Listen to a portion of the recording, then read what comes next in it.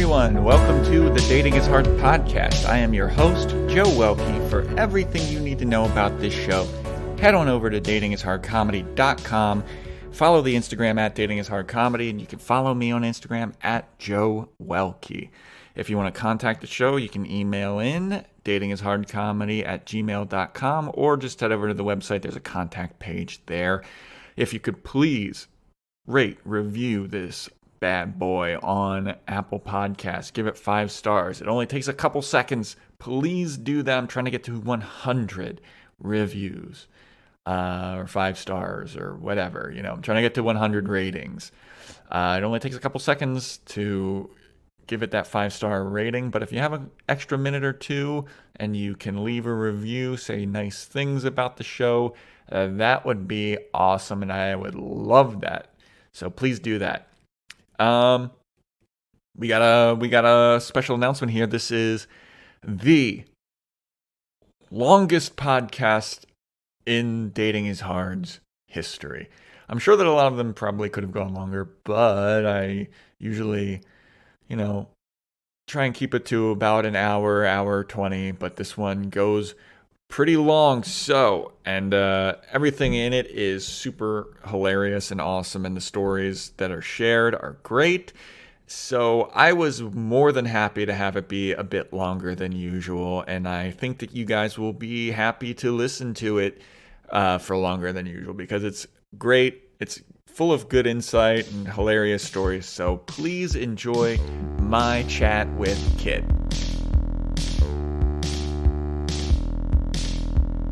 Hey everybody, welcome to the Dating is Hard podcast. I'm your host, Joe Welkie. If you're not familiar with what this show is all about, what I do is I meet complete strangers from dating apps and have them come on the show to share their weird, interesting, funny, bizarre, insane dating stories. And that is how I met my guest today. So I'd like to welcome to the show Kit. Kit, welcome. Thank you very much. Thank you for doing this show. It's always a pleasure to have another complete stranger on here. In your apartment? Yeah. It's always exciting to have a stranger in my apartment because that means the level of trust is high, I feel like, which is not easy to do. Especially right now. Yes, yeah. Indeed, with all of the coronavirus shit and quarantine and oh god. Not a pleasant world to be living in, but we're making the best of it. We're doing what we can. I know. So we got connected through Bumble. Yes. How is Bumble going for you? Bumble's interesting. I've done 3 different apps. I started on OkCupid, and then they did a whole lot of changes to OkCupid, and it got weird, and so a friend of mine recommended Bumble, and I went, okay, I'll give it a shot. And I met my ex through Bumble. He was the first match I had. First match Bumble. Ever? Yes, on Wow, Bumble. you're probably like, I fucking won, dude. I was like, oh my gosh, Bumble's amazing. And then we broke up, and I waited a couple of months, and then quarantine happened, and I was like, okay, well, I don't know how dating's gonna work, but let's just see how it goes. And so I reactivated, and that's been, I don't know, a couple of months at this point. So wait, what's the third one that you've used?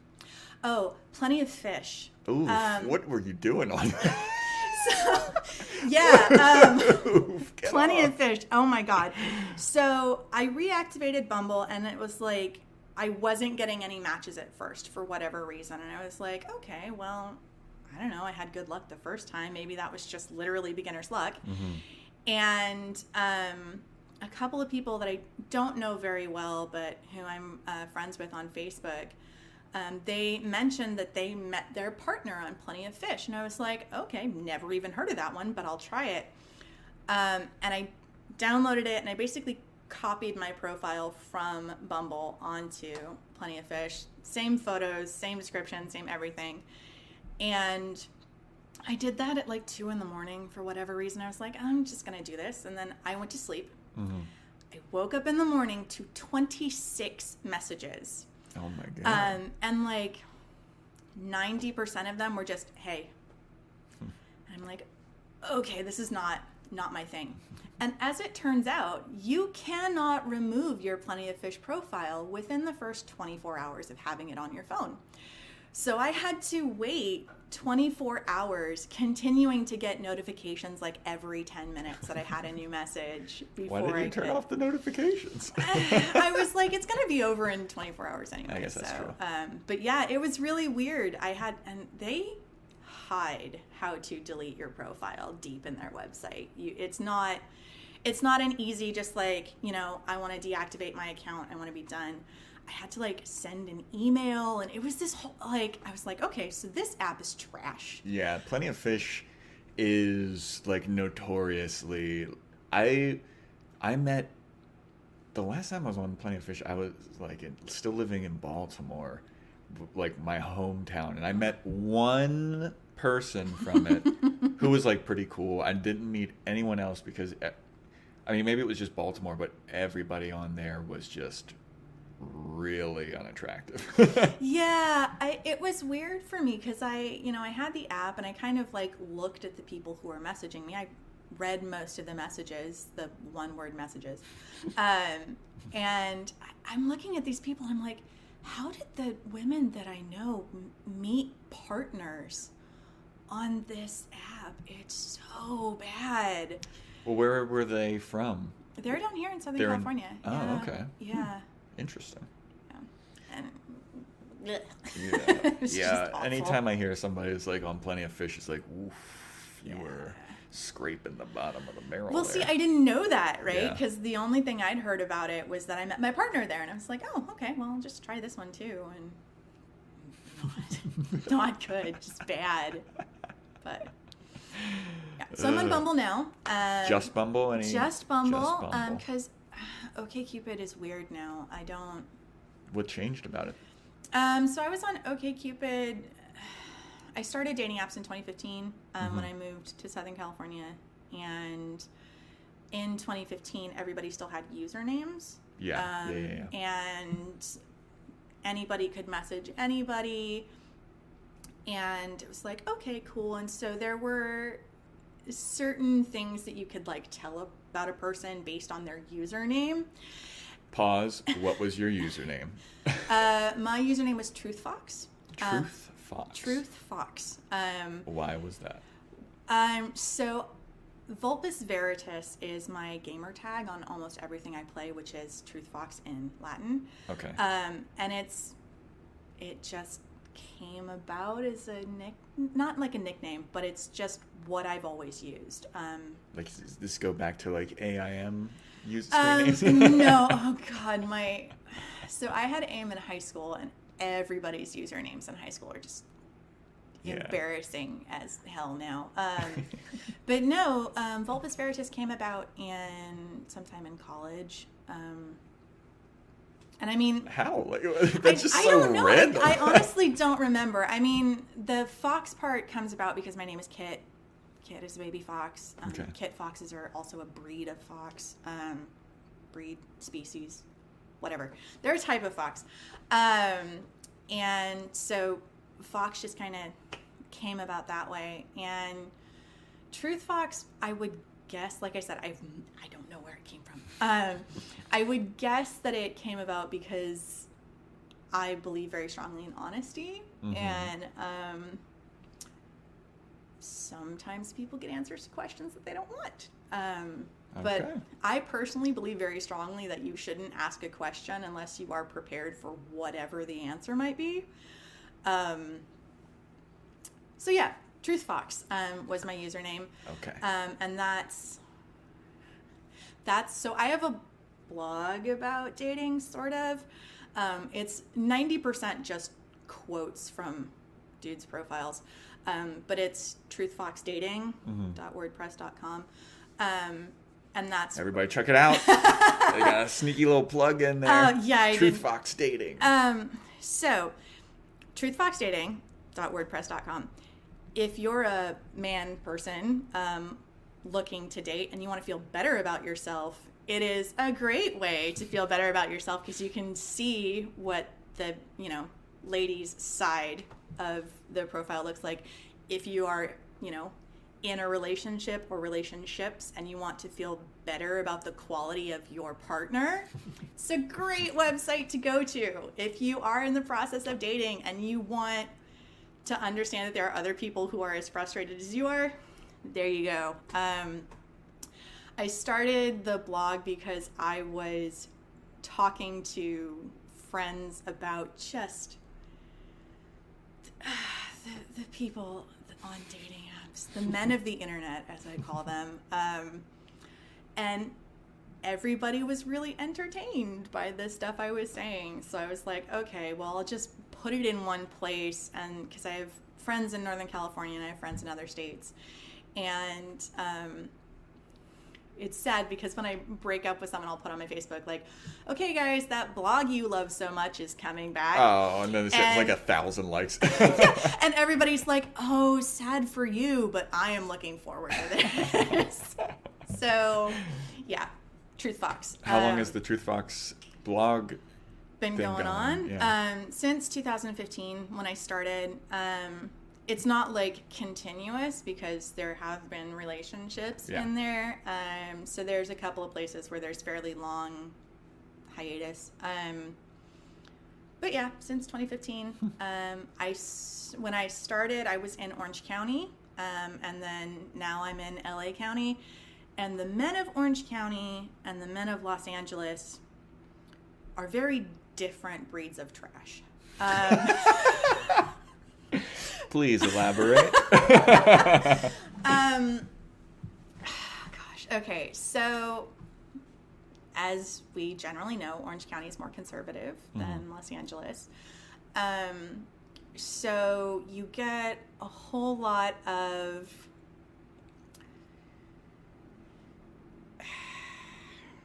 how do I phrase this nicely? Don't phrase it nicely. Okay. There's a lot of bros. Like, I don't, there's a lot of guys who, there's shirtless pics, but, like, they're, like, super beefy, jacked dudes. Sounds hot. Sounds hot. It's not my style. Where it's, like, veins popping out, and it's, like, I know that that's an aesthetic that some people really like. It's not my thing. Yeah. There's a whole lot of photos of guys holding guns, and there's a lot of like off-roading in my Jeep and stuff like that. It's surprisingly like bro country, given that we don't live in the country. And that's exactly what I was about to say. Like, it's so bizarre to me that is a thing that happens in Orange County, which is only like 45 minutes south of Los Angeles. And it's like, a lot of people say, like, I'm not sure, I didn't realize this until like pretty recently, but like it's like a Trump country, like conservative people, and then just like hunting and stuff. It's like, it's fucking Southern California, like, where you're by the go? beach. Yeah, I don't. And then, speaking of the beach, the men of Huntington Beach are the worst. Oh, really? Oh my gosh, they are the worst. How so?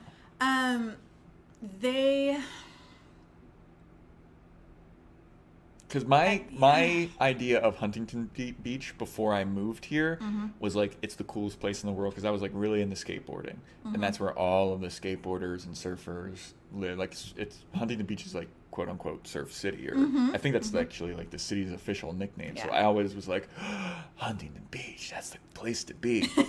And then like now I do shows there all the time, and it's exactly how you're describing it, where it's like bros and like really fratty and weird. Yes, it's very fratty. And even like, I don't want to say adult men, because technically when you're in college, you're supposed to be an adult.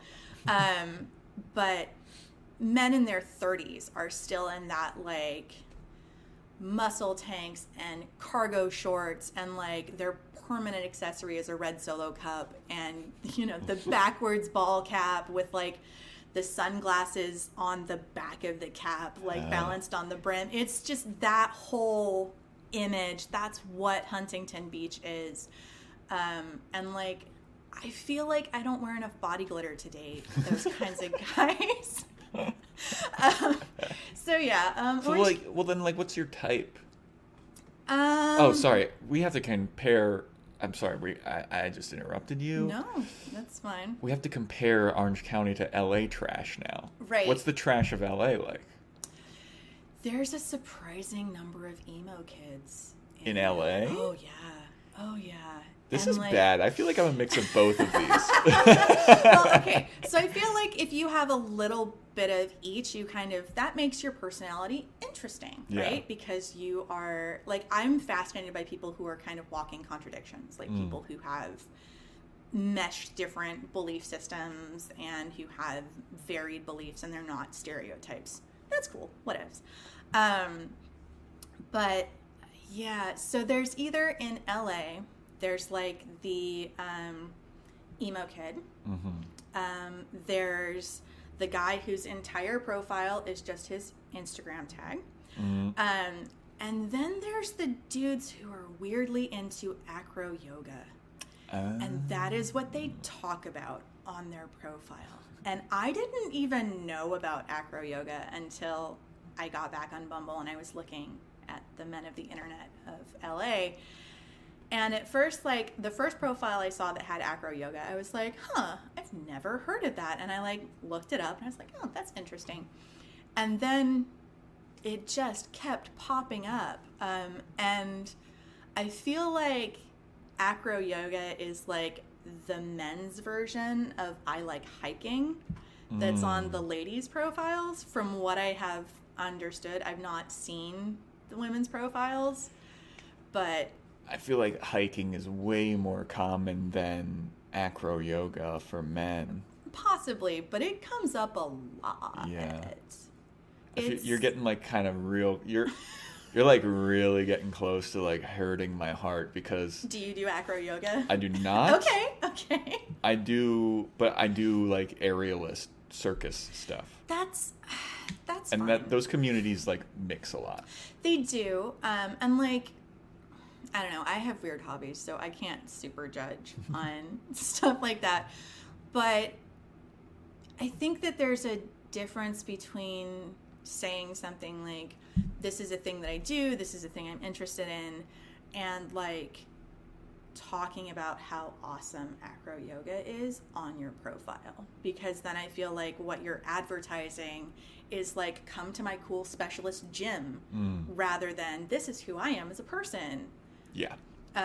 You know, it's the stereotypical like CrossFit people who like only talk about CrossFit, Yeah. which is not to say that everyone who does CrossFit is that person, and I'm sure not everyone who does acro yoga is that person, but a lot of the profiles that I have seen that mention acro yoga don't just do it in passing. They're just like, it's so awesome, this is my thing, here's like 4 pictures from my Instagram of me doing acro yoga with this other person, and it's like, okay, do you expect me to do that? Because I don't. This is the first I'm hearing this, that there's a lot of like acro yoga enthusiasts out there. I mean, not heard that. I can screenshot some profiles and send them to you if you want. It's a thing. It's a weird thing. There's also a lot of, no offense to you, there's a lot of comedians. Yeah. And they all just like... It's just everything that you're listing is like, you're like, I fucking hate this, I don't like that, and they're like this, or like, did you like specifically come here to roast me? No, I promise, I did not. I'm just fucking I came around. here to make fun of the men of the internet, and you just happen to be a man of the internet. I am all of the men of the internet. Just rolled into one guy. It's perfect. Later, when I talk about my horrible dates, you'll be like, oh my God, I did that. And unintentionally spend the next hour just being like, Joe is awful. Don't date Joe. No, that's not my intent at all. Yeah. So a lot of comedians on there too. A lot of comedians, and like, I don't have any problem with comedians, but it's the same sort of like, here's my Instagram handle. Like, a lot of comedians, a lot of actors, a lot of people in the entertainment industry appear to just be using dating sites to get people to follow them, right? Oh, It's like, you know, here's my Instagram, and like sometimes it's like very subtle where it's like, oh, I'm a comedian and I like these other things, and also here's how you find me on YouTube. They just kind of slide it in there. And I'm like, you just want the likes. Yeah. And that's my problem with the like number of people in the entertainment industry who are on the dating apps in LA, but don't have anything against people in the entertainment industry. My undergraduate degree is in theater, so like I would be a horrible hypocrite if I was like, all artists are trash. But I don't like people who are looking for something other than dating. Yeah. On dating apps. I don't. I can get down with that. Yeah, because that from the guy's perspective, like there's loads of women that's just their Instagram handle, and they never. I don't know. Yeah, it's just like a lot of that. Is there a lot of I'm not on here very often, just message me on Instagram? Yep. Oh, so angry. Yeah. And yet, weirdly, those people are not as bad as the unicorn hunters. That's a big thing in LA, too, that I didn't come across in Orange County. Explain this to the wider audience, please. Okay, so unicorn hunters it's a couple who are looking for a third for a threesome. And with the idea of unicorn it's kind of this person who exists, who is comfortable with doing all kinds of sexual things with no emotional input at all. And when you're done, they leave, right?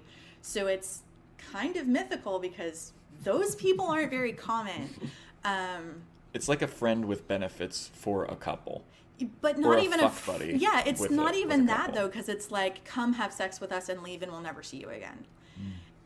And it's very frustrating because a lot of the times it's like they put up just the guy's picture and it's like, oh, that's a cute person. And then you like scroll down and it's, you know, my wife and I, my girlfriend and I, my partner and I, we're a fun, outgoing couple, and we're just looking for someone who might be interested in having some fun. And I'm not making any kind of judgment on people who like threesomes or whatever. Not my thing, but good for you. It's just, it bothers me. I guess I feel like they should have their own app. But also, it really bothers me that that's going on during a pandemic. Because I feel like dating right now is complicated, right? You have to be very careful about who you meet up with, where you meet up with them, what you do. If you're doing it safely, like at minimum, you're waiting 2 weeks between dates, right? If you're someone who's just looking to hook up right now, what is wrong with you? Like, just put everyone you know at risk. Yeah. For some sex. When you already have a partner where you could be getting sex, right? Like, just, I don't know. Yeah. So with that all out of the way, what are you into? Who are the guys that you're like, oh, do you have a type at all or anything? I don't know that I have a type. I like people who are open about what they're looking for. Okay. And I like people who know themselves. So I read many years ago an article by Mark Manson called The Law of Fuck Yes or No. And find it if you haven't read it. It really like changed how I thought about dating. And the, TLDR version of The Law of Fuck Yes or No is that when you're dating, both people need to be fuck yes about the situation and enthusiastic, yeah, let's do it, I'm excited. And if both people aren't at that same wavelength, the answer needs to be no. right? So either you're very like, yeah, I want to talk to this person, I want to meet this person, I want to sleep with this person, I want to whatever, unless both people are on the same page, the answer needs to be no. Yeah. That's how you find quality partners. So when I start talking to people, I ask them, are you familiar with this article? Do you know about it? And a lot of people don't know about it. And so I like send them a link, and I'm like, I feel like you should know this going in, that like, even if you're a cool person, unless I'm fuck yes about you, I'm not going to waste your time. And I think that that's important. People who know what they are looking for well enough to know whether or not they're going to be fuck yes about me. So that's a big one. People who have done the work on themselves, to know who they are, they're grounded in themselves, they're not just looking for validation or Instagram followers or whatever. I don't have like a physical type, or like, you know, I need a professional, or, you know, I need someone who like 100% aligns with me politically. I think that there's merits to all different kinds of ways of life. Now, there are people who I will not date. Who are those people? Trump supporters. Not my thing. Not my thing. I don't like him. And so it's not that I like put on my profile, like, if you're a Trump supporter, swipe left. But I don't swipe right on people who list themselves as conservative. Like, not every conservative person supports Trump, but I'm not willing to take the risk. I'm just like, you know what? There's plenty of liberal men. Yeah. In LA, of course. So I go that way. But I don't flat out reject single fathers. I don't flat out reject people who are in different walks of life. My kind of dating policy is everybody has their shit. So everybody has something about themselves that's not ideal. Whether you're unemployed, whether you didn't finish your degree, whether, you live with your parents, whether you're a recovering addict, whether you have like mommy issues or abandonment issues or whatever. Everybody has their shit. I don't expect anybody to be completely perfect, completely wrapped up with a bow. What I care about is, are you working on your shit? And so that's kind of what I look for. Is I look for someone who knows themselves, knows their shit, and is working on it. That's a very mature way to think of it, because like, I feel like with the advent of all these dating apps, a lot of people are less patient about that kind of stuff, because it's just so many options, and people, like, even the slightest, like, one little thing, they're like, you're gone. See, I got like 100,000 other likes waiting for me, It's so easy to write people off if they're not immediately perfect, or like in your mind they're like, this is the perfect person or whatever. If there's a little bit like, I don't like the way that person laughs, it's like, you're done. I mean, even on the laugh front, I have a very loud, aggressive laugh. And so, like, I feel like I can't be a hypocrite about that kind of thing. But also, like, I'm fully aware that I'm not perfect. Yeah, what's your shit? Oh, my God. Okay. So I know that I have some lingering abandonment issues, like long-time daddy issues. But I'm working on that, I don't have any problem admitting that I am in therapy working on my mental health. And I think that when you know that about yourself and you're aware of it and you're working on it, it means that if you text someone and they don't immediately respond, if you start to get that anxiety, you can take the step back and go, this is not related to that person. And so then you don't like freak out and send like 47 text messages like, why aren't you answering me? Are you with someone else? What's going on? So, you know, it's that kind of thing. But I'm aware of it. I'm working on it. But at the same time, Everybody's got their shit. Everyone's got their shit, but I'm also upfront about it. Like, yeah. I tell people, hey, no judgment on you at all, but like, if you go more than like 48 hours without messaging me and not telling me that you're going to put your phone down for a bit, I will start to get a little worried. I mean, not like immediately in a relationship, but like once I've been with someone for a while. It's like, hey, don't mind if you have your time, you need space, whatever. Just let me know that that's what you're doing. Otherwise, I will start wondering like what the hell I did wrong, right? Even though, so that's my shit. That's what I'm working on. See, I always say, and I update it every year. I tweet it at least once a year, and I've been doing it since probably like 2015. Okay. Is I say it's 2015, it's 2016, it's 2017, it's 2018, it's 2019, 2020. You're not, quote, bad at texting. You're an asshole. Yes. Everyone lives on their phone. You are just blatantly ignoring somebody. Yeah.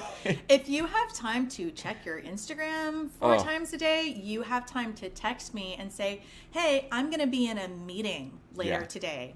I'm going to be away from my phone. Or like, I'm just having a weird headspace day and I need some time to just watch my favorite movie and put my phone down. Mm-hmm. Cool. Do your thing. That's fine. But yeah, people who are quote unquote bad at texting, I'm like, no, you just don't want to text with me. Yeah. That's what that means. If you were fuck yes with me, you exactly. wouldn't be bad at Yes. See, that's why the law of fuck yes or no is important, right? Yeah. And that's kind of how I am. Like when I encounter people who, you know, have their shit and they're working on their shit, I don't flat out reject people who have certain things going on. Like, I dated a guy for a while who lived with his mom. Okay. I didn't have roommates, so we just spent time at my place. That's fine. But I was fuck yes about him, right? Mm-hmm. So when I talk to people who have their shit that they're working on, sometimes I'm fuck yes with them and sometimes I'm not. And that's my judgment, right? Where I'm looking at, okay, so you have your thing that you're working on. I can support you with that. If you want that, I can let you do your own thing. That's fine. But if I'm not fuck yes about you and willing to accept whatever your shit is, then it's like, farewell, my friend. Good luck.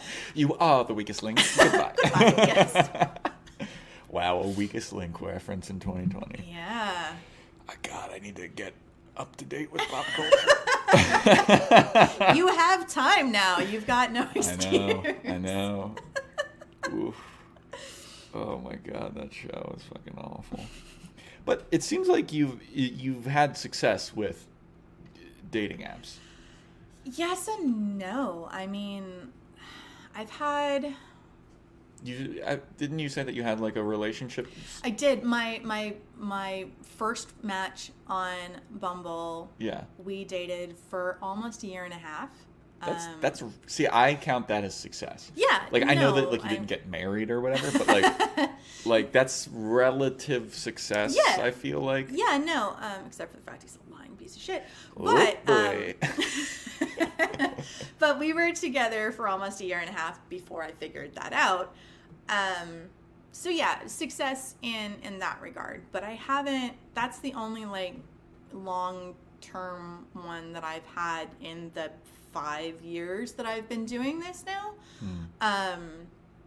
Because like I had a couple of like 5 to 6 month relationships, and then there were long breaks where I was like, I'm not gonna deal with this right now. I'm in grad school. I don't have time. Yeah. And since I've been back on the dating sites, which granted has not been very long, And again, granted, it's a pandemic, so probably a lot of people who would otherwise be on the dating apps are like, not right now. Haven't had any luck so far. So, well, I feel like you can't really judge the success rate now. Yeah. Because it'd be like, fuck, I'm not fucking, you know?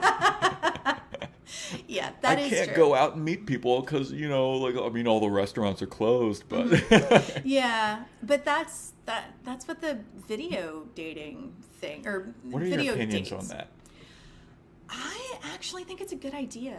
I think it's one of the things that I'm actually kind of hoping sticks around post-quarantine. Because instead of, you know, going for coffee or going for dinner and realizing over a meal that you can't have a conversation with this person no matter how hard you try, you're in your living room. You can very easily just like I can also go text an alarm to yourself in like 5 minutes, and then your phone goes off and you're like, oh man, sorry, I gotta go. I gotta take this call. It's much easier to quickly understand whether or not you have chemistry with that person. So video dates are kind of like speed dating in that sense, where you can have good conversation via messages and then you have a video chat and the conversation just doesn't happen. And then you're like, oh, okay, well, I'm glad I didn't go to dinner and spend an hour and a half not having a conversation with this person. And then, you know, you don't have to deal with the expense of like getting Starbucks every other day, which will add up, even if it's just coffee. And also, the major advantage, as far as I'm concerned, to video dates, you can't get catfished on video date. I have had a couple of times where I showed up to a date and the dude's photos were extremely flattering. And it's like, I mean, I know that when you put photos on a profile for a dating app, you select photos that you look good in, right? This was like a level of photo where it's like, you know you're lying. You know, like, I have photos of myself that are really good photos that I don't put on my profile because I'm like, I almost don't look like the same person in that photo. And that is what these men were doing. And you can't do that on a video date. That's like, true. You have a video date with someone and it's like, oh, okay. Yeah, that's you. And like, no one looks exactly like their photos, right? So it's never like I expect someone to perfectly match up. But on a video date, you can't really hide your face. Yeah. At least, you know, you shouldn't hide your face. It shouldn't just be like one person has their camera on and one person doesn't. So yeah, it's kind of like speed dating. It's kind of a verification that the person is who they say they are. And I like that. And as a woman, it's also much safer. Yeah. Right? I don't have to worry about like meeting this guy in a part of town I've never been to at night where, you know, it's so much less risky. And like right now, where are you going to go? Yeah. Like if you're going to date in person, the easiest place to do that is at your own apartment. And I'm not going to do that. Yeah. Like, I don't want my first or second date to be with someone in my apartment. There has to be like a level of trust built up. Obviously for you, you're recording in your apartment. So you're just taking that risk with everybody. Well, the risk is a lot less severe with me. That's true. I might steal your crock pot, but that's like... I mean, go ahead and have it. No, I have an Instant Pot. So. Oh, must be nice. I know. Oh, I don't need your crock pot. Didn't know that you were balling like that. I am. I'm so fancy. My thing with the video dates, and I completely understand, like before coronavirus, I would have never been like, same. No, I fucking like, what, video, yeah. fucking date, get the fuck out of here. But now I understand, like now that it's become more commonplace, I can understand why women prefer it and they like it a lot. But I still hate it. Like Why? I just feel like they're awkward You know, like people interrupt each other. You know, when you're in person, you can kind of get more of a flow of how the thing's going. Like people short out on video dates, and like then you're interrupting. You're like, oh, sorry, wait, so-" and I always find that so awkward. And I feel like I don't present myself as well through a video chat as I do like in person. But if this is the new norm going forward, where there's like going to be a lot more video chats and stuff, I understand and I get it. I don't necessarily like it, but if like that's what needs to happen to make people feel safer and blah blah blah, I'm on board and I completely get it. Yeah. But I hate it. I mean, every type of date has pros and cons, right? Oh, absolutely. You know, I would say that I would prefer a video date over just a phone call. Oh God, yes. Fuck phone calls, dude. No, I'm so over them. I hate it. That's even more risk of like interrupting somebody. Like I hate, like even with like phone job interviews, fuck that, dude. I hate it. Yeah. I never present myself, and I find myself to be a very like stuttering mess. And I can have a conversation like with people. Like that's what I do. I know you're a comedian. You I'm would a think comedian. that like speaking would be easy for you. I've had a podcast for over a year, like talking to complete strangers. It's like I feel comfortable in my skin just talking or whatever. But as soon as it's like a phone call, I'm like, yeah, and stuff, and stuff. It's so bad. I don't know what the disconnect is because in person, I could just go. I can. Yeah, I'm you got all the super- lines. I'm a goddamn charismatic superstar. But yeah, dude, if you called me, I'd be like, what? Yeah, my main problem with phone calls is my phone gets warm after a while, and I don't like if you're holding your phone up to your face and it's getting warm, like you start getting like sweat on that side of your face. It's not pleasant. I just get physically uncomfortable being on the phone for that long, and I never expect the phone calls to last as long as they do. Otherwise, I would have my headphones in or whatever. Yeah. But yeah, phone calls always last way too long. One of my favorite comics is a dude named Gary Goldman, and he has a bit about how he's like, no one uses their phone as a phone anymore. No. He's like, the phone now is just a rarely used app on my phone. He's like, if somebody calls me randomly, it's like, you text me to see if I'm even taking calls right now. Yes. Yeah, get prepared. I'll get like headphones in and stuff, so I don't have to have that sweat on my fucking thing. It's like my favorite thing about my job now is that I don't have to deal with the public at all. So like my phone never rings. I have an office phone, but I maybe get one phone call every other month, and it's heaven. Dude, heaven. Fuck the phone. Yes. And fuck the public. Well, we're not supposed to do that right now. It's a pandemic. Oh, yeah. Right. Did you, oh my God, okay. Did you see the CDC article about practicing safe sex right now? I did. It said something about how glory holes are safer. Yes! Yes! Like, in order to keep yourself safe, put a wall between you and your partner. I'm like, CDC recommends glory holes. Yeah. Cool. I saw, like, a few months back, I saw something that was like I don't know, the president of the Netherlands suggested, like, find yourself a sex friend.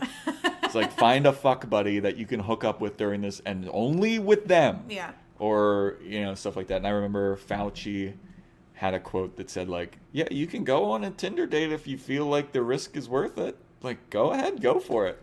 It's so funny to see all of the, like, new fangled ways that people are trying to, like, date while this is happening.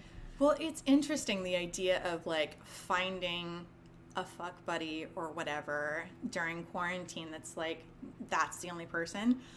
I feel like now is the time where dick pics won't be weird, right? Where you're like auditioning people specifically to have sex with. Now is the time where it's like, okay, show me what you're working with, because if it's bad, I'm not. You want to hear? Still, okay, gentlemen, still wait for the invitation before you send them. Yes. You want to hear a fun story about dick pics? Yes. Okay. Yes. So I'm all ears. at the beginning of quarantine, I made my Tinder profile, and it was like a week or two into quarantine, and I was just like having fun or whatever. And I made a Tinder profile that was like, "Hey, we're stuck in quarantine until at least May. Let's just fucking text and exchange nudes if we want to." Okay. And like that was my profile. How'd that go for you? Pretty successfully. Oh, okay. However, a female comic saw my profile Is like it that. someone that you knew? Yeah. And she screenshotted it and posted it on her Facebook and was like, "Look at this piece of shit. Like, who does he think he is?" Holy shit. That he's like asking. And I was like, "I'm asking for consenting, like, adults? Like, we're stuck in a quarantine. Oh my god. We're not allowed to meet. So, like, also, it's just like, whatever. Like, who cares? Like, let's." Sexting is not a big deal right now. Yeah. It's, I mean, not like just in quarantine, but like Dude, in this time frame, it just happens. I got lit up in her comment sections, and people were like outing me. Like, they're like, "I know who this is. This is Joe Welkie or whatever." And people were like, one lady was like, "This guy's not even that hot to be asking for nudes." And I was like, what is your problem? Like, this is so rude. But it also was like, it worked too. Like there was a while where I was just like sexting quite a few people, and it was like fun. Like, whatever, it was something to pass the time during quarantine. Did you ever confuse them? Where you had like too many conversations going on at once and you couldn't remember who was who? No, I'm a psychopath where I know like what's going on like that. Okay. But yeah, I was like, let's be responsible and exchange nudes if we want to. Mm-hmm. And then it wasn't like the first message I was like, "Where's your tits?" It was like, let's chat, and after a while, if you want to do nudes, let's do that. Mm-hmm. And yeah, it was fucking, I was like very like, what are you upset about? Yeah. I mean,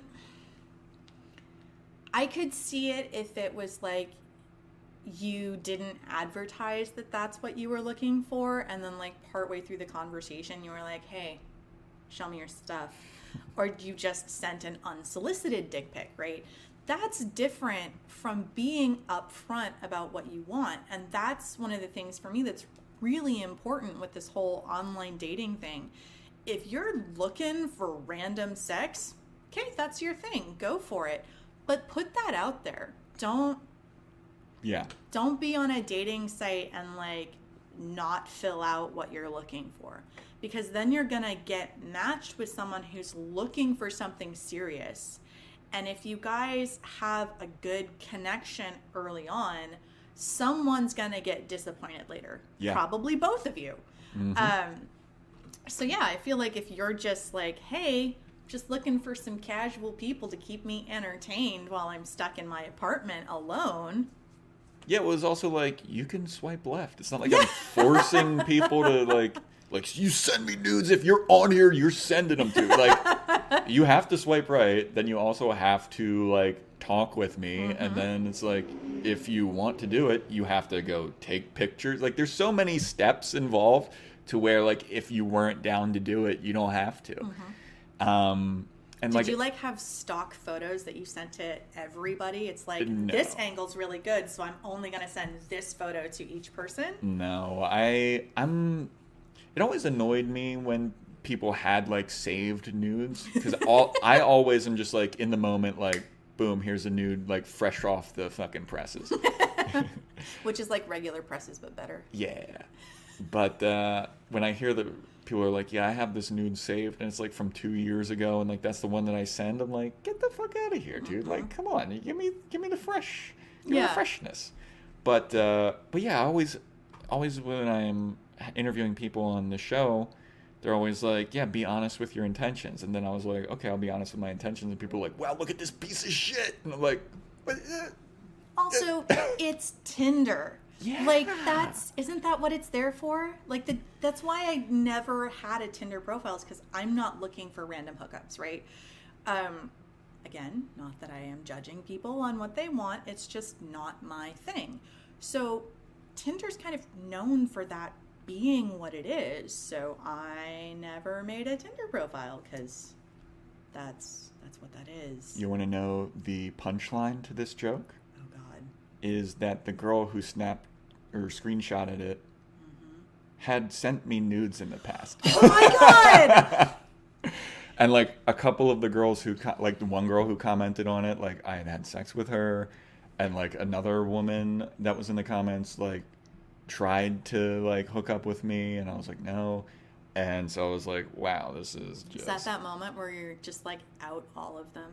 Just go in the comments, slept with you, you sent me nudes, you wanted on the dick, and you couldn't have it. Well, I think I wasn't friends with her, so I couldn't do that. But, like, somebody alerted me to the fact that I was like... That was one of the times where I was just like, what's the big deal? Mm-hmm. I didn't understand why everyone was so upset.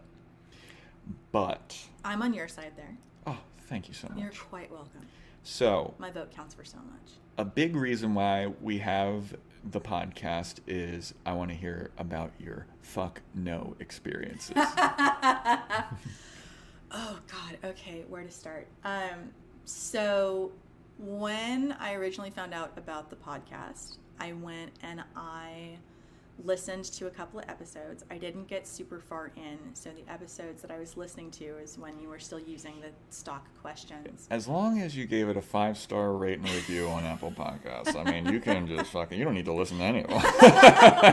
Well, I felt, oh God, it's almost like going on a job interview, right? Where I feel like I had to be kind of prepared, know what I was getting into. Yeah, I pulled the rug out from under you, though, didn't I? You did. You did. I showed up and I was like, okay, I've got my answers ready. And I was like, we're not doing that anymore. Just when you think you know the answers, I change the question. Pop quiz. Yeah. So my fuck no experiences. A lot of them are my worst first date stories. Mm-hmm. And it was funny because I was thinking about my worst first date, trying to figure out which one it is. And I was like, well, there's multiple. So I have a worst first experience. I would not call it a date. Okay. I have a worst first date, which actually isn't that bad. And then I have a worst fallout from a first date. Ooh. And I have also, admittedly, been someone's worst first date. Oh, I love those! I love those! Those are the, like, I used to ask people, like, do you have a time where you fucked up? Mm-hmm. And, like, I just kept, a majority of the people that I interview on here are women. Mm-hmm. And a lot of times when I would ask them that, they'd be like, no. Because, like, really, you're perfect. Mm-hmm. Like, there's no time where you, like, were awkward or you said the wrong thing or, like, were insulting and you didn't. And I asked, I put it on Facebook one time where I was like, women, do you have people that you think are the one that got away? And it was a resounding no. And in fact, one of my friends commented on the post, it was like, I'm the one that got away. And I was like, wow, you're a fucking bitch. What a fucking If douche. eye rolls made a noise, I would have made a very loud noise right now. No, I it's part of being self-aware, right? Yeah. It's like, I know about myself that I am not always the most presentable.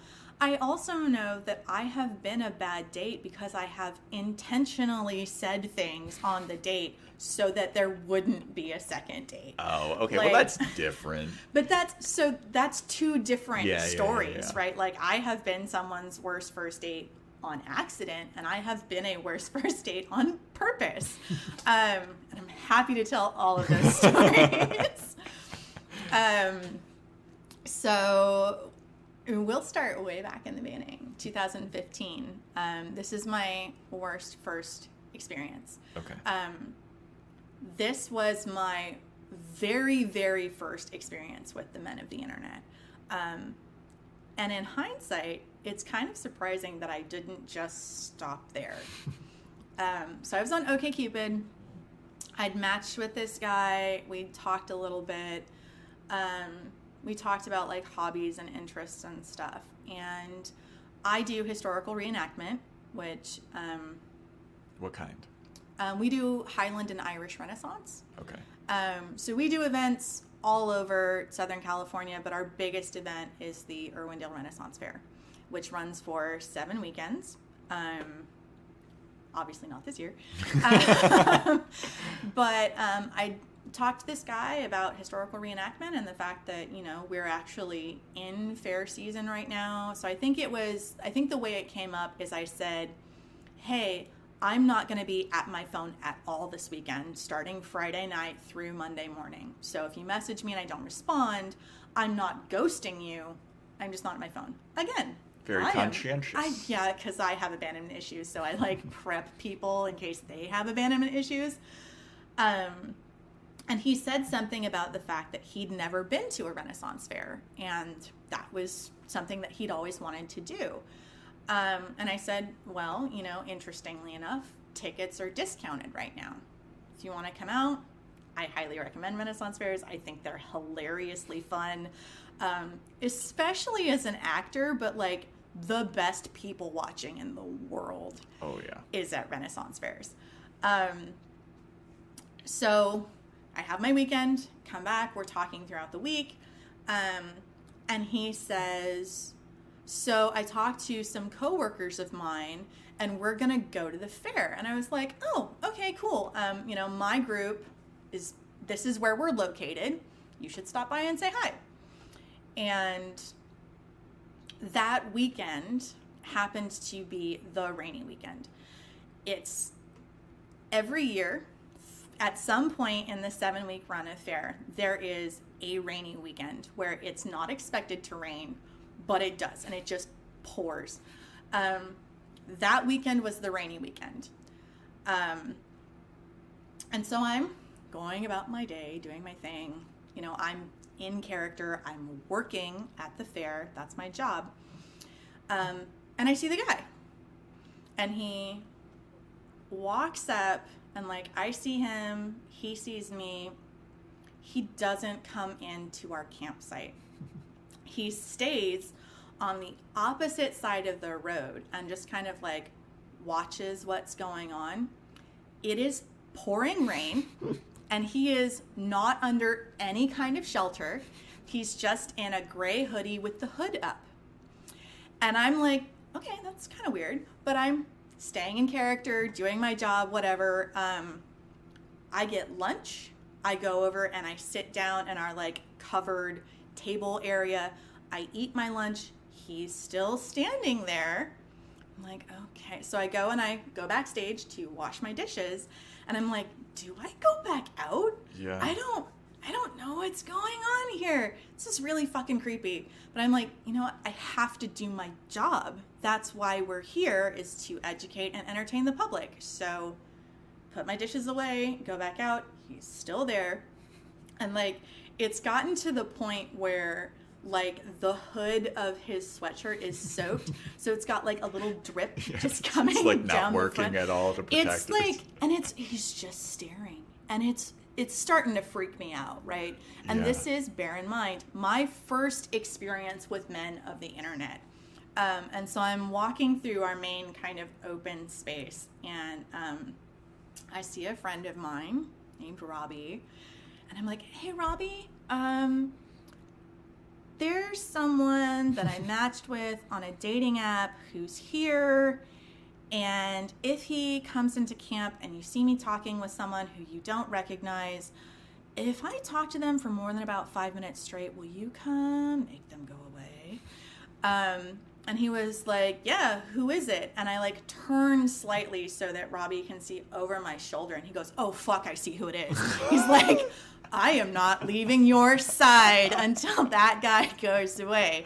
And eventually the guy did come into camp, and he said hi. I said hi. I have to represent the fair, so I'm staying in character but talking to him as though I know him. Where you're like, I've seen you over there for 4 hours now. Right? It was so weird. And our clothing is wool, right? Because it's historically accurate. So I'm not wet because the water is just beating off of my clothing. He is soaked. Yeah.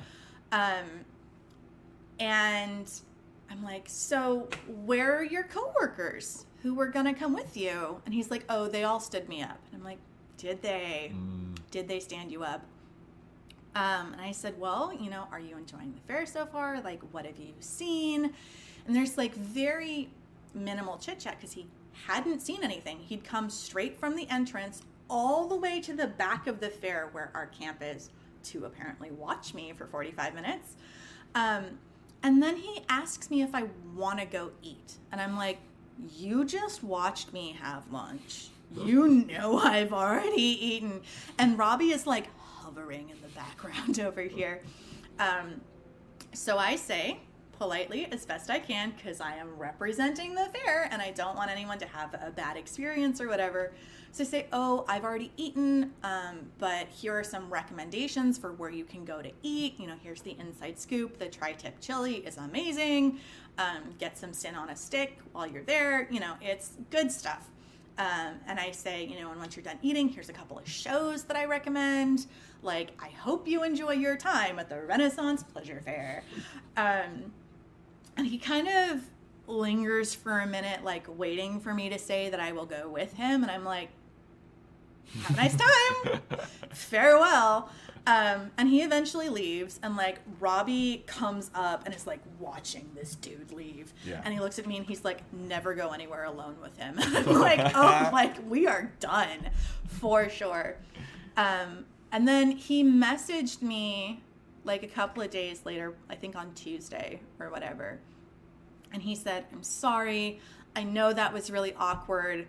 I didn't have the courage to come in and say hi. And I'm like, that's nice. I would like to date someone who can at least come say hi to me. So good luck. Yeah. Have a nice time. I'm going to unmatch with you. That was really scary, though, as the first experience. The picture in my head of this guy just waiting across a road, like with his hood up, just like staring, and it's just pouring rain. It is, and it's just like it's like something from a horror movie. It was. I was like, is this what every guy on the internet is like?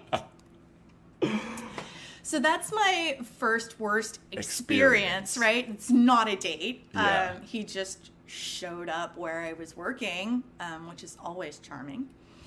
Yeah, because you can't leave. You really can't leave. Yeah, and it's also... And you're in a character. Mm-hmm. So I'm also talking to him with an accent, right? Because we do Highland and Irish. So I'm like, now you think that I'm from somewhere else.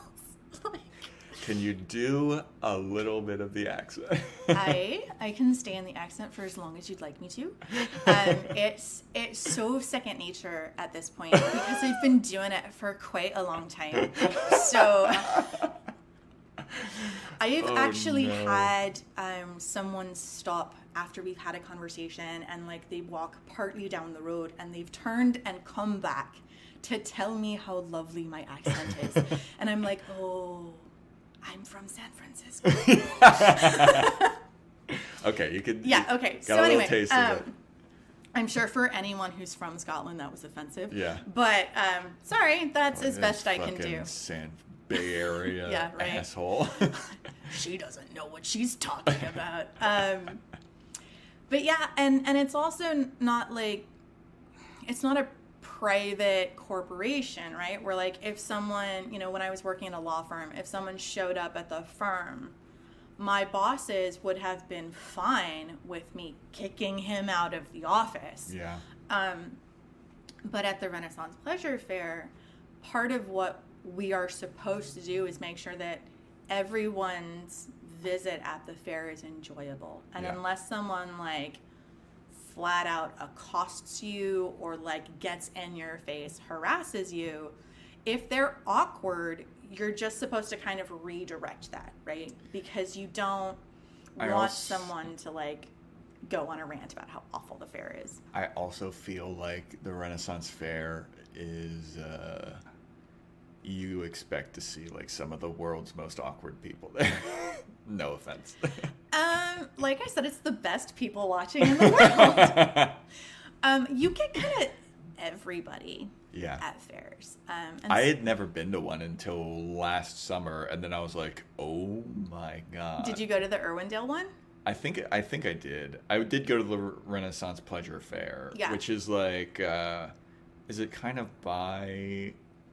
I was living in Glendale at the time, and It's past that. yeah, it's past Pasadena, past all that. Mhm. Yeah, I think that I probably did go to that. Yeah. It was just like there's people in Renaissance garb and attire, but then there's also like Spider-Man walking. We get everybody. We get a lot of Trekkies. Yeah, We get a yeah, lot yeah. of Doctor Who's. We get furries. Yep. We get a lot of people who try real hard to be Scotsmen and aren't. My favorite one I've ever seen was a guy who was wearing a fleece plaid scarf complete with fringe wrapped around his body as a kilt. I'm like, oh, sweetie. No. But yeah, so we get all kinds. We get cosplayers. We get just like regular people in street clothes is the most common. We get people who show up in fetish gear, and I'm Yep. like, okay, that's a thing. Your sunburn is going to be really awkward, but you know, do your thing. Like, My main goal there was to get a turkey leg, and I didn't even get that. I was like, fuck. the turkey legs are kind of overrated. Really? Are they Yeah. better or worse than Disneyland's? I have not had a Disney one, so I cannot tell you. Because I love the Disney ones. And Okay. so I was like, this is a way to get a turkey leg without having to pay like $200 to go to Disneyland. And then I didn't even get one. And I was kind of pissed. Yeah, if you're gonna be in the turkey leg line, that same booth sells the tri-tip chili, which is amazing. Okay. It's my second favorite thing to eat at fair, other than the food that is made in our camp. The meat pies there are amazing, so good. There's a lamb curry meat pie that is just heaven. Totally related to dating, of course. Well, if you want to take your date to the Renaissance Fair, now you have some insights. That's true. There we go. Hopefully, at some point, there's a booth called Toad in a Hole. Will Mm-hmm. come back. They make a thing called Sin on a Stick, which is frozen cheesecake on a stick dipped in chocolate. It Jesus. is so good. That sounds... that's like sensory overload for me right now. It's just way too much. It's heaven because it gets really hot in Irwindale when it's not pouring rain. Yeah. And so you get the frozen cheesecake, and it's just like, I'm going to find just the tiniest part of shade that's still available and sit in the shade and eat my cheesecake. And it's just so good. So good. Tri-tip chili, sit on a stick. Go for it. All right. Yeah. Worst first date now. Okay. So this guy and I have been talking for a while, and we decided we're gonna meet, and we were gonna go to a restaurant and have dinner, I think. And I think the day before, he messaged me, and he was like, "Hey, my parents are out of town, so I have to house sit them because they have this very needy dog. Would you maybe want to come over here and we can get delivery or something like that? We can get a pizza." I was like, a little bit of a risk, but okay, sure, I'll go. He lives in one of the beach towns. I want to say Newport Beach, which is, in my experience, the hardest place to find parking. So what I had to do is, he had a very shallow driveway, right? So it was like not a full car length before you get into the garage. So I had to like pull in and parallel park in front of the garage to the side, so that I wasn't blocking the sidewalk. And of course, having a stranger watch you parallel park as their first impression of you is not the best. I can parallel park. I feel like I should say that. But parallel parking is not like riding a bicycle. It doesn't just come back to you. Well, it's also... I feel like I'm very good at parallel parking, but if someone's watching you, there's always that, like... So much worse. It's so much worse. It sucks. Yeah. So this guy is watching me parallel park, and he's trying not to laugh at me, but he's not trying very hard. So we go inside. The very needy dog is a little Pomeranian. And we chit-chat for a little bit. We order the pizza, and it's a relatively long wait. It's like an hour before the pizza's going to be there. So he's like, do you want to watch a movie while we're waiting for the pizza? My parents actually have like an entertainment room upstairs. And I think that was part of the reason why he wanted to have the date at his parents' house, was because it was a fairly nice house and like had an entertainment room. And I'm like, Yeah. oh, you're trying to Let me show off with the Yeah. stuff my parents got. Right? When they die, I'm going to be fine. So we go upstairs. It's a very nice entertainment room, big leather couch, ottoman, very large TV. And he kicks off his shoes and sits on the couch and puts his feet up on the ottoman. And he's like, what do you want to watch? And we start talking about like genres of movies and whatever. The Pomeranian jumps up on the ottoman and just starts licking his feet. And he doesn't acknowledge that that's happening. And I'm like watching this Pomeranian, looking at him, looking at this dog, like it's not stopping. Yeah. It's not like that friendly, hey, you're my person, I'm gonna lick you a couple of times and be happy. It's like his feet were slathered in dog food. It's just, this dog is not stopping. And he's just carrying on this conversation with me, and I'm like, what's going? Is this like my own reality, and this isn't happening in real life?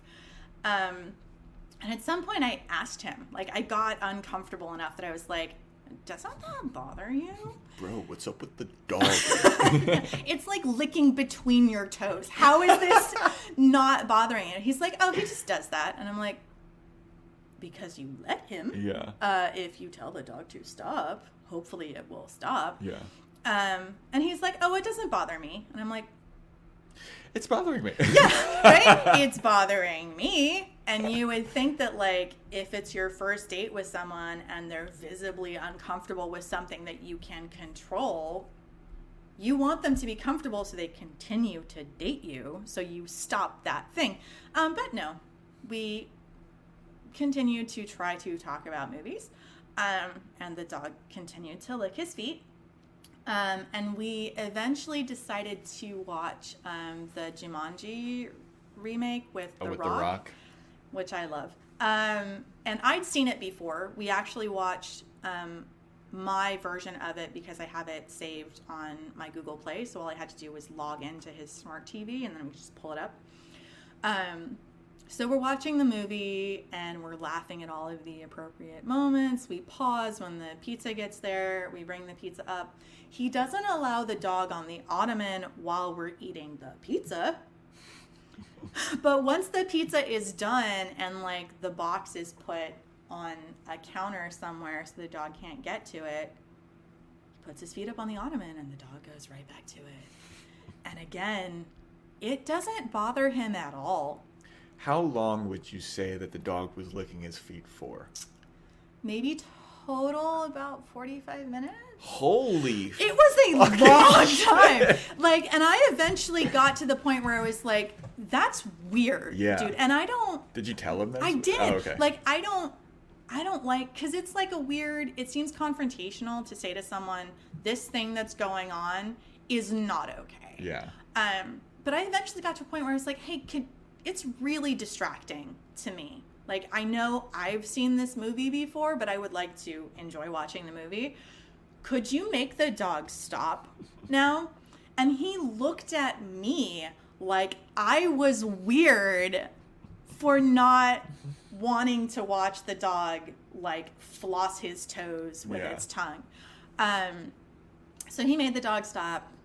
We watched the rest of the movie. It went downhill from there, but that's a whole other thing. But that was the start of that date, and there was no second date. There was no. I basically ghosted him after that. And he did send me a text message like a week to 10 days later, and he was like, hey, I figure that since we haven't talked, it means that this is over, but just in case there's an air show, do you want to go with me? And I like didn't respond. I was like, no, you have weird dog tongue fetish things going on. That's not my thing. I will say that's like a good, if you're getting ghosted, I feel like that's a very safe way to go about, like, am I being ghosted? Like, if you are not ghosting me, like, or if, like, I don't know, like, he's like, hey, I don't know, it's been a while, but whatever, I enjoyed hanging out with you, or whatever happened. Just in case there's this thing, right? But, and then if you don't get an answer, it's like, yes, I'm being ghosted. Yeah, I feel like that's almost never worked out for anyone, but that's like the least offensive way to go about being like, am I being ghosted? Yeah. Yeah, I dated a girl with a dog, and a dog, every woman that I've dated with a dog, it's like the dog is the worst trained dog ever. Because what I find is, like, every woman that I've dated, this is my experience, so I'm not saying all women are like this, obviously. But they don't like to discipline their dog or, like, train it, because it takes discipline. You have to be like, no. You have to be consistent. Yes, you have to have boundaries and, like, set those boundaries and stay and hold them. And same with children. A lot of the women that I have experienced that have dogs don't do that. And so then the dog just runs amok. And they're like, I can't, but look at that face. Look, I can't say no to him. And it's like, you have to. Can. Yes, otherwise, you can. This dog is going to keep licking my asshole while we're having sex. Worse than the feet, I would submit. Yeah.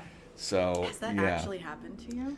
I've had it. It wasn't like that. It was the dog. It wasn't like all up in there. The dog. I was on top of a girl having sex, and then the dog got a hold of my leg, and it was going to town on my leg. So it was that like, kind of got a hold of your leg. Yeah, it was humping my leg.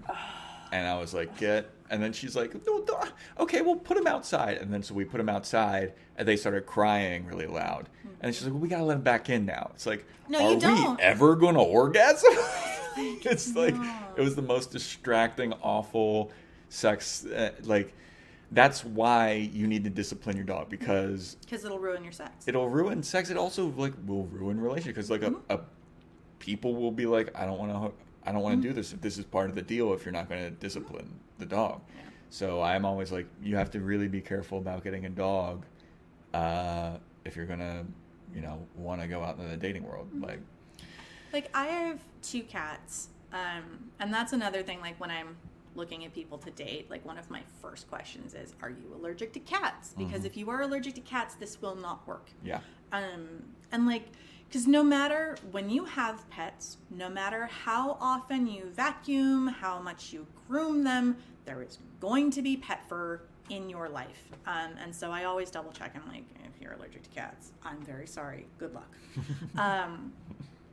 But when I am dating someone, my cats don't sleep in my bedroom because I want to establish that boundary where it's like, when whoever I'm dating comes over, like, if we go into the bedroom, my cats know shit's going down. It's not our time to hang out with her right now. And also, like, people who don't have pets notice things that you get used to when you have pets, right? So people who don't have pets will notice if there is cat fur anywhere on the bed, right? So when I start dating someone and there is possibility that they're coming over, I just don't let the cats in my bedroom because I want whoever I am with to be comfortable in my home. But my cats are also really well behaved. And I can say that because my smart cat, I have 2, I have a smart cat and a stupid cat. My smart cat is actually like, does tricks and is trained. I can make my cat sit on command. Because I believe in well-behaved animals, and when I saw that he was smart enough to learn how to do that, I was like, why not? So yeah, I have a really hard time when people don't. I dated a girl deal with their 2 animals. cats, and the cats were. She was like, the cats sleep in bed with us. You just have to get used to that.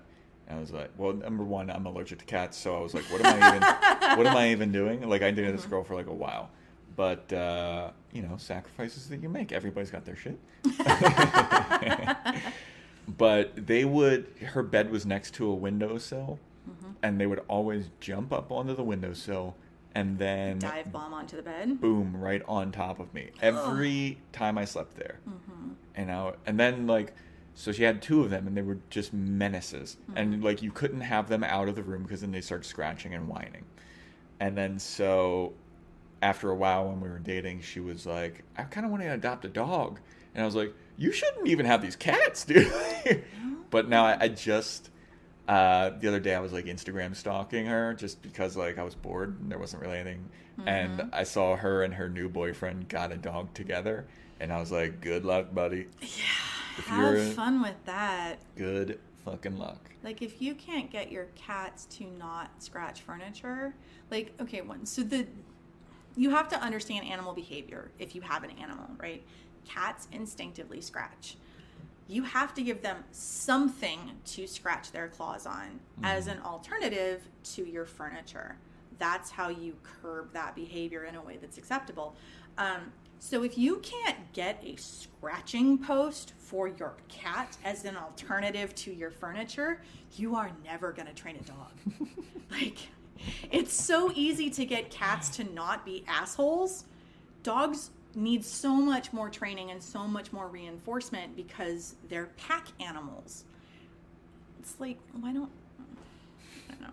I have feelings about people who don't understand animals before they get them. Yeah, I don't think people realize what a big responsibility is, and then they get it and they're like, oh, well, whatever.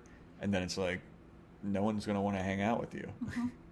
Well, and also the people who get animals and then their animals are menaces and then they decide to have kids.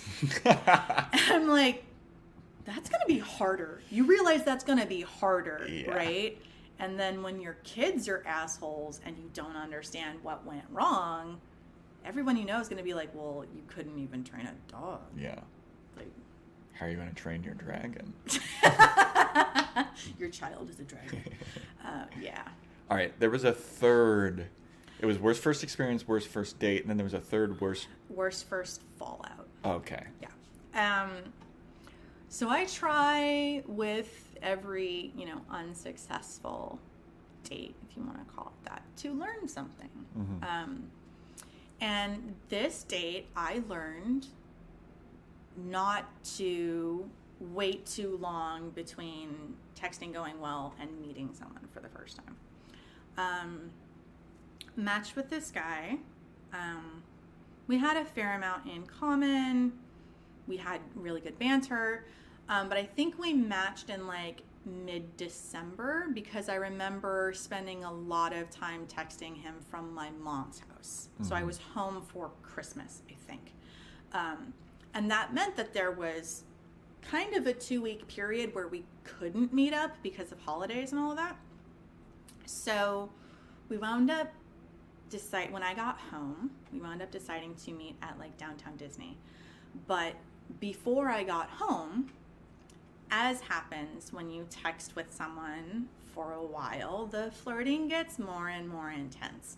And like, we weren't sexting, but there was a heavy amount of innuendo and a lot of like, this might happen type thing. And so we're going to meet up at a restaurant at downtown Disney, and like, I'm really excited about this. He's obviously excited about it. I hate being late. So I like getting places early if possible. And especially for dates, because I like to be able to see like what the guy's body language is, like I like to get a read on someone. And so I was outside the restaurant before him, and like I saw him walking up towards the restaurant and I almost just left. Because he super fucking catfished me. Like, so bad. It was one of those, like, you know you're lying. You know that your photos that you are putting on your profile are a lie. Okay. But like, hold on a second.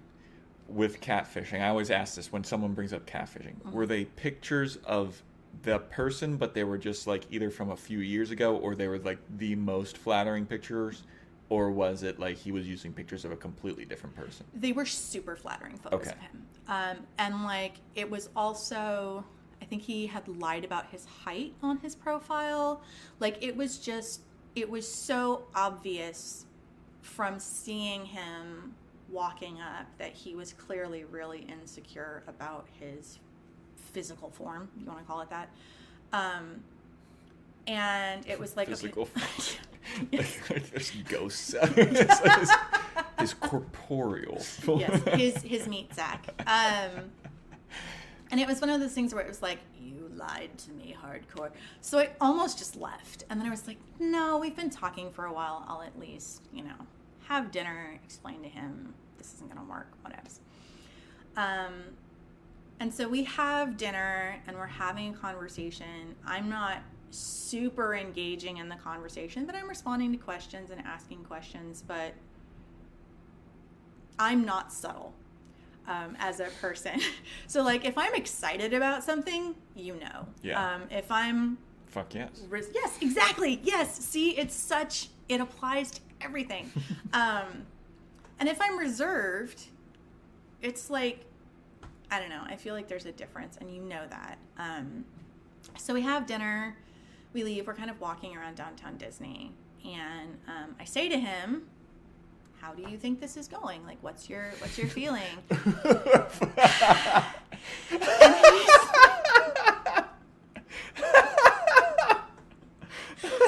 Just a pause a second. How do you think this is going?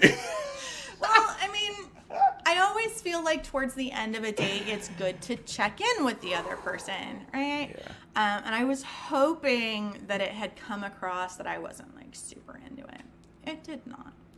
He was really excited about everything, and I'm like, yeah, that's because I'm a lot hotter than you. Like, I'm not saying that I think I'm a 10, but I was a lot hotter than he was. And so he was like, oh yeah, no, this is great. I'm like, this is awesome. I'm having a great time. And I was like, okay.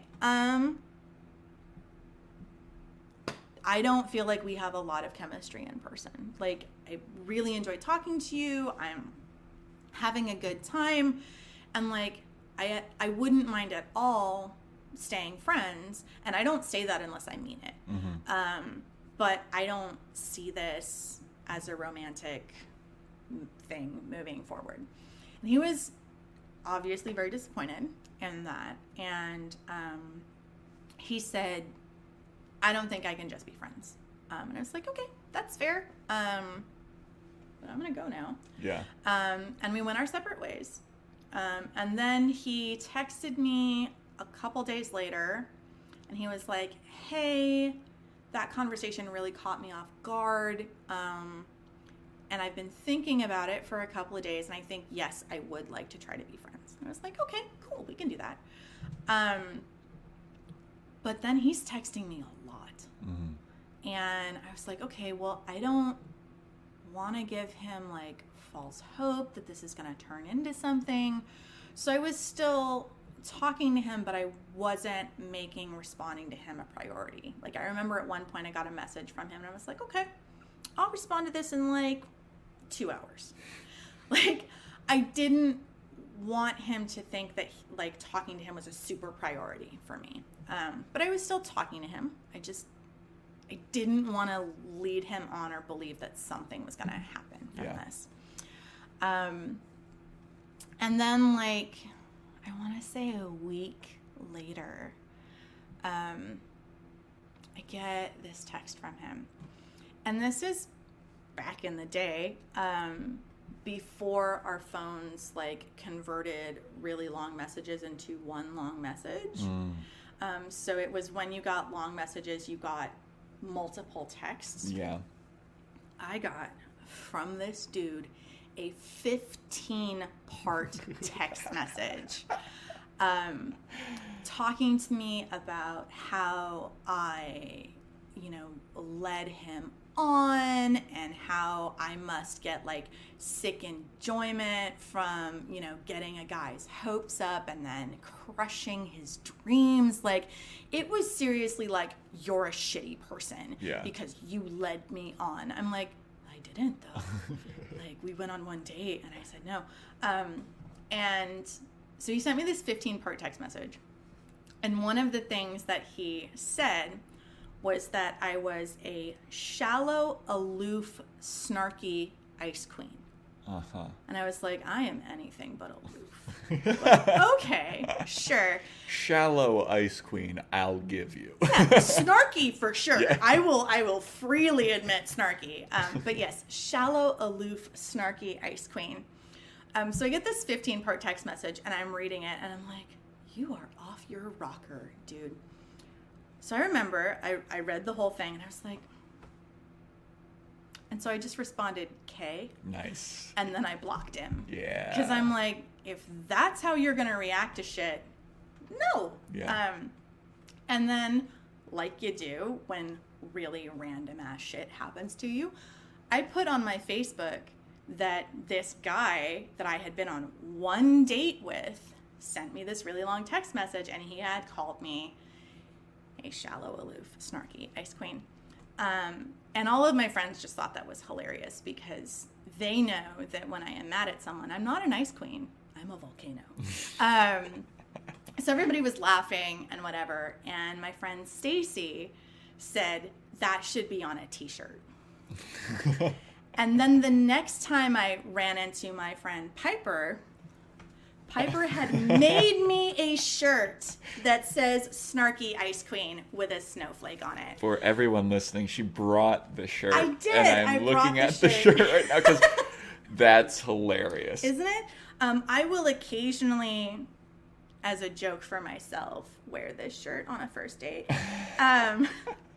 Will you tell the story about it? Or No. I feel like it's bad form to talk about previous yeah. relationships, experiences on first dates.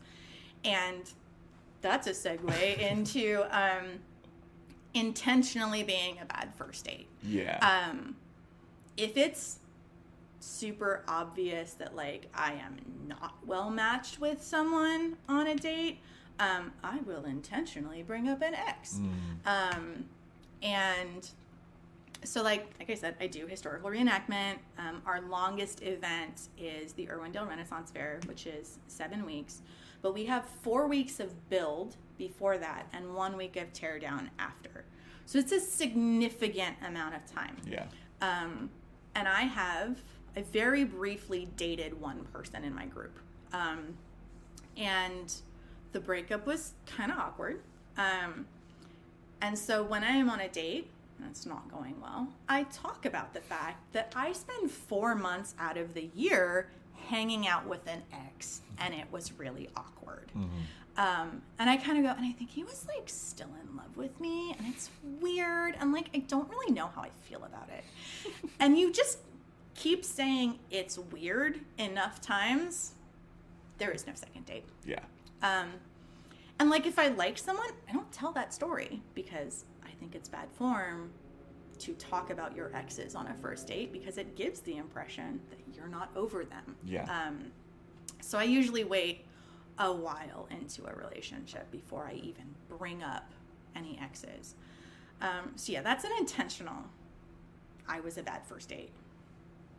I've only had to do that once. That's better than just fucking doing I'm going to the bathroom and then like bailing on people. Like I've never, I don't know how to phrase this currently.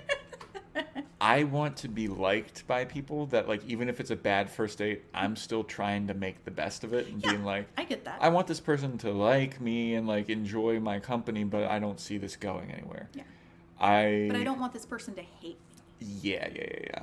So I don't, like, I'll try to put my best foot forward, like, even though in the back of my head I'm like, this isn't really going anywhere. Yeah. But I still want to be, like, a civil human being and, like, I mean, when you're a dude and you're out there on dating apps, everyone like trashes guys. Like that's the thing. Like guys are fucking assholes, and I completely understand. Some. So I want to, even if it's a not going anywhere, I want it to still be the best version of it's not going anywhere that is out there. Just you want to represent your gender well. yeah, I want people to be like, well, that didn't go anywhere, but like I don't hate this person. I don't hate all men, and like I'm not going to be like, oh, fuck guys and fuck dating apps, because like there are great people out there on dating apps. You don't want to be the guy that makes a woman switch her settings and Yeah. just look at ladies. Exactly. Go from dating to BFF. Or Well, no, I mean, no, like, no. I'm done with men. Let's see what the other options are. Yeah. So I've never had the audacity to just be like, well, I'm going to turn on Shitty Date Joe, you know, like, but it's Who's funny to trashing think of. who now? Just an incidental trashing. It's fine. I can take it. Yeah, I just, I don't know. I want everyone to have a good time, and I want people to be like, even though it's not working out, it's like there's still merit to this happening. But it's funny that you do that. I've only done it once. I need to emphasize I've only done it once. Most of the time, like if a date doesn't go well or like a conversation fizzles or whatever, when I say at the end of it, good luck finding your person, I genuinely mean that. Yeah. I believe that there is a lid for every pot, right? Whoever you are, whatever you're into, there is someone out there who likes the same things that you do, who will find you insanely hot. I firmly believe that. It's just not me. Yeah. And so I want you to find your person or persons. You know, I want that for people because I think that makes you feel good. And I think if there's more love in the world's a better place. So I mean it when I tell people good luck. I know that oftentimes, especially via text, that comes across as sarcastic. Yeah. But I mean it when I say it. So I have only been a shitty date once. Intentionally. I've been a shitty date on accident as well. But I don't do it intentionally. Except that one time. Please don't think I'm horrible. No, I definitely don't think. I think that's hilarious. It's a get out of jail free card, Yeah. man. If someone is like not picking up the hint that this date is not going well, you have to like give yourself an out. One of my favorite things that my best friend and former roommate that he does, and it's like my favorite thing, He is just if walks it's out, right? yeah. Well, he doesn't walk out. He'll say, "Do you want to just end this?" And I'm like, that's so ballsy. I could never do that. But it's like I waste so much more of my time by not being that ballsy. But I would rather waste my time being, I guess, trying to be even likable in rejection than just like, fuck this. Like, Yeah, just you know. soften it a little bit, you know? Yeah. And that's going back to the video dating thing. I think that is a way to like nicely be like, hey, you know, we've been on this chat for like 20 minutes and I don't want to waste your time. I'm not super feeling it. But genuinely good luck, right? Yeah. So that's a way to use his method without being an asshole. Not like 20 minutes into a dinner date being like, well, our appetizer has come and we are done eating that and I'm going to leave now. Look, this is obviously not a thing. Yeah, I'm not staying for the second course. Yeah, there's always that thing, and I talk about it on here a lot. It's about like when people, we know that it's not going well with, like, you're on a date and you're obviously like, this isn't going anywhere, but it's so bad that you're like, who is the person that would capture your attention though? Like, because I can't fathom a person that, like, when I'm on a date, a lot of times it had happened where it's like, oh, you're a charming, you know, nice person. It's just that we're not going to mesh. Like, and that's fine. But there have been some people that I've gone out with where I'm like, who could possibly put up with this? Like, And that is what keeps me up at night, where it's like, this person, like, they just bring nothing to the table. Like, who's going to make them happy? Well, and the flip side of that is not just that person brings nothing to the table, but that person is super awkward. Oh, yeah. And that's my I was someone's worst first date story. So it's this guy named Chris. Super cool dude. Very nice. Chris in Mission Viejo, you're awesome.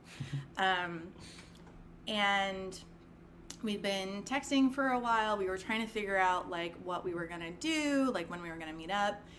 And we picked a day, and we were trying to figure out, like, where we were going to go, because we picked day and time, but not location. And I don't even know how it got brought up. I might have already been there at the time that we were texting, but I said something about how delicious IKEA meatballs were. Mm. And then we got stuck on the topic of IKEA meatballs. And so we went to IKEA for meatballs for our first date, which is, I feel like... That's not that bad. Kind of That's weird. Quirky, but fun. Yeah, it's quirky, right? But it gets worse. I, partway through meatballs, I get a text message. And at the time, I was mentoring a high school student. And this text message was from her mom. And she said, I left your tickets at the box office. And I was like, oh, shit.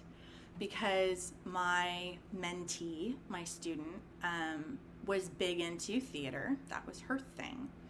And she had gotten a lead role in her school play. And she had invited me to go see it. And that was that night. And so when her mom messaged me, I left your tickets at the box office, I was like, oh, shit. So I said to Chris, I was like, hey, I don't want to, like, end this date early because I feel like it's going okay. But I'm supposed to go see this high school play. Do you want to go with me? And I think just out of curiosity, like, who is this weirdo? He decides to go with me to a high school theater play. And I did high school theater. I don't know how many of your viewers have done high school theater or have been to high school theater. It's never good. Yeah, it's pretty rough. It's always bad. And poor Chris sat through this play with me. And I didn't know anything about the play going in. I feel like I need to excuse that part. It was a tragedy. It was not a musical. It was not a comedy. It was not, spaghetti western. It was a full-out tragedy. Yeah.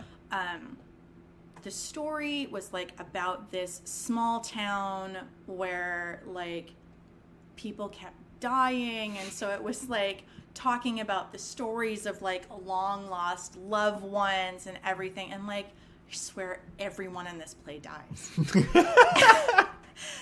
And you find out that the narrator, who's been, like, introducing all of these characters as they tell their stories, the narrator is also dead and is, like, the person who oversees the spirits in the graveyard or whatever.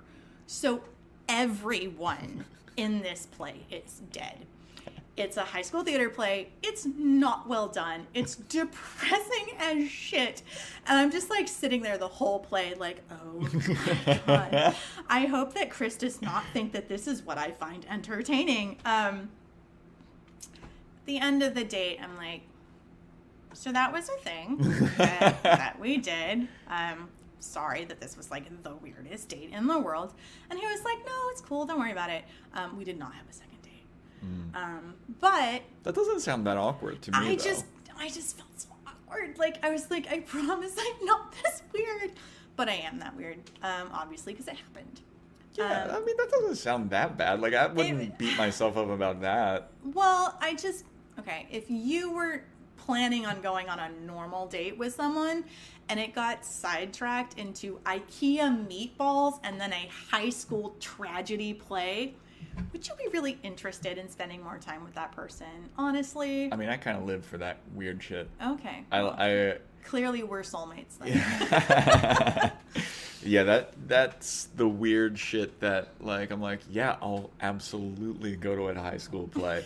And then I'll watch it, and then I will trash it. All the way home. Yeah. I mean, it was actually really interesting because Chris and I, we matched, we talked for a while, we went on this, like, really awkward date, and then it didn't happen. But as it turns out, Chris and I both went to the Dungeons and Dragons meetup at the local comic book store. We had just managed to never run into one another before. And after our first date, I saw him at the comic book store a couple of times. And he was just genuinely like, hey, what's up? Like, he said hi. It wasn't awkward. Yeah. It's just we never went out again. So, absolutely wonderful guy. Like, I hope that he found someone who was a better match for him than I was. Props to Chris. Yeah, absolutely. For not being like, oh God, that weirdo's here. Now, if you went to this comic book store and Chris was like, hey, whatever happened? You want to go out again? Would you go out with him again? Absolutely. I would want to redeem myself. Yeah.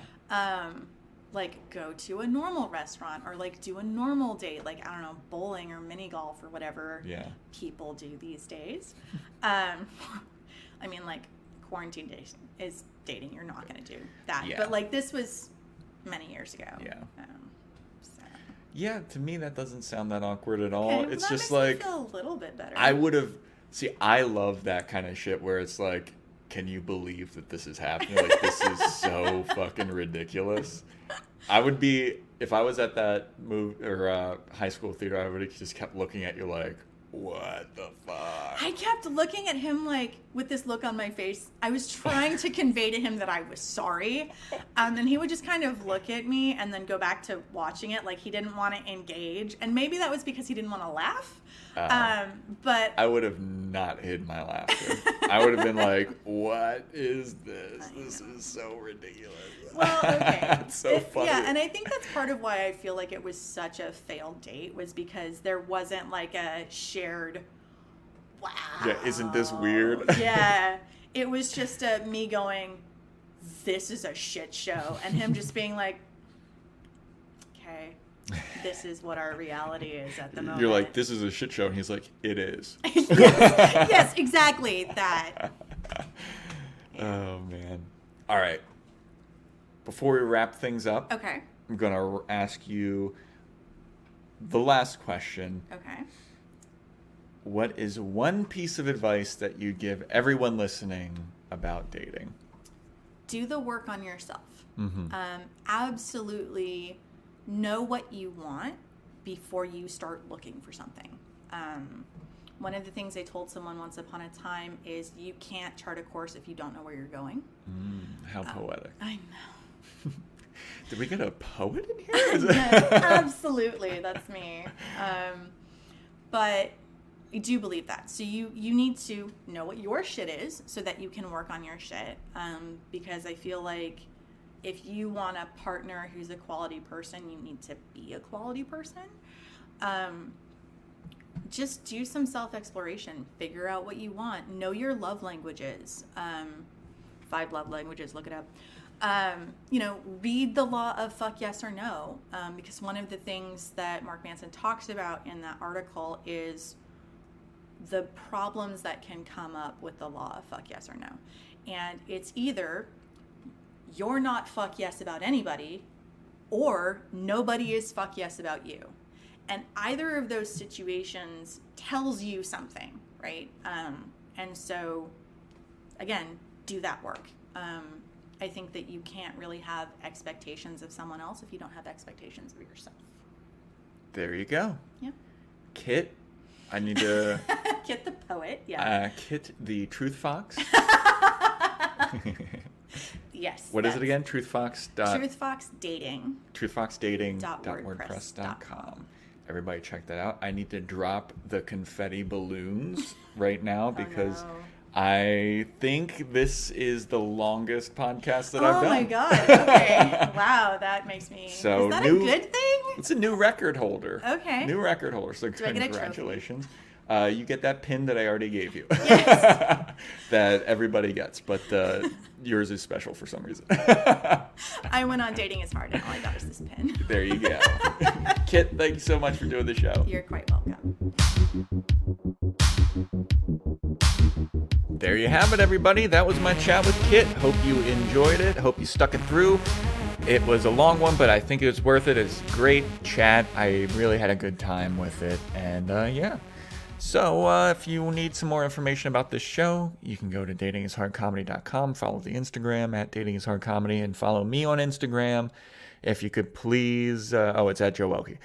If you could please rate and review, share, subscribe, all that stuff. Give it 5 stars on Apple Podcasts. Leave a nice review, please. Trying to get to 100. To contact the show, datingishardcomedy@gmail.com, or you can just go to the website. There's a contact page there, or you could just slide in them DMs, if you have something concerning this show. Thank you guys for listening. And not gonna make this pad this runtime any longer. So until next time, later.